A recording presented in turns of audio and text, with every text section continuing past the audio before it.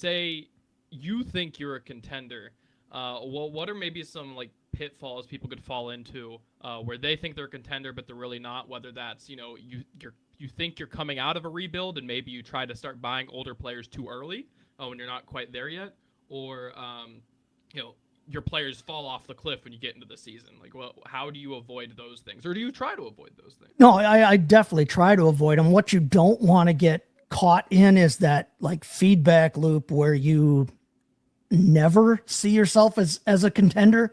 But like you said, if you jump the gun and you think you're a contender, you can set yourself back a whole heck of a lot more.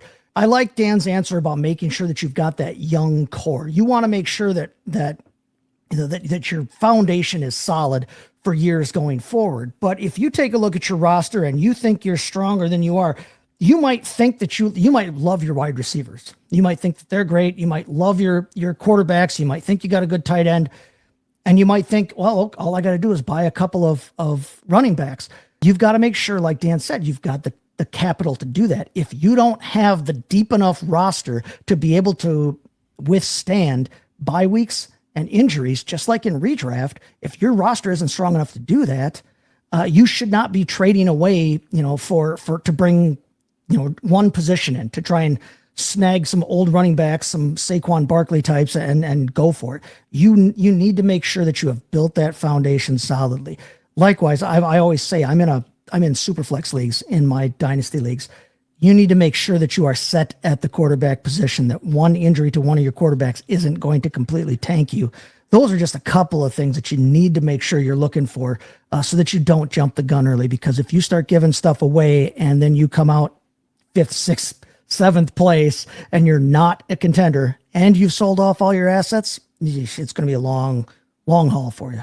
That is a tough place to be. But if you end up there, especially say your core ages out, right? Like you've been a contender and it's falling off the cliff, right? Because that's maybe a bit more of going too early. But Chris, say you fall off the cliff. When do you make that like, all right, now I need to transition out of being a contender? Like when?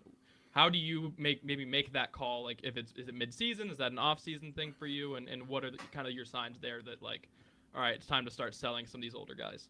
Yeah, I think. Well, first of all, Adam, I think it's hard to figure out if you're a contender, especially after last year, where there's kind of a lot of teams went into the season not thinking they were contenders, and teams did think they were contenders, and you had a lot of injuries, you had a lot of guys kind of surprised, and that's where I think depth is so important. That really, to me, is determines where you really are as a contender. What kind of quality depth? Dan hit it on the head with you have a core. That's great, but as Chase was kind of alluded to, the core can only get you so far in my book.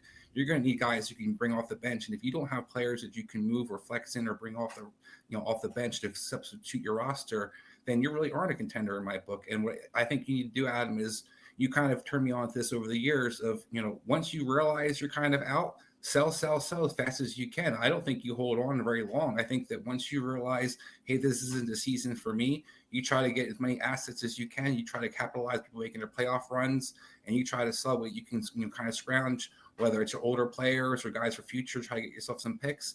I think it's something that as soon as you kind of recognize, hey, I'm not a true contender, whether that's week 4 or that's middle of the season, you're going to kind of have a good adjustment what other guys are doing. And if you realize like this isn't going to be my year, I think you try to get out as quickly as possible and try to cash in your some of the assets. I don't think you sell everything, Adam, but I do think it's important to make sure that the guys that you're going to carry forward for next year or two, try to get something for them if you can. Yeah.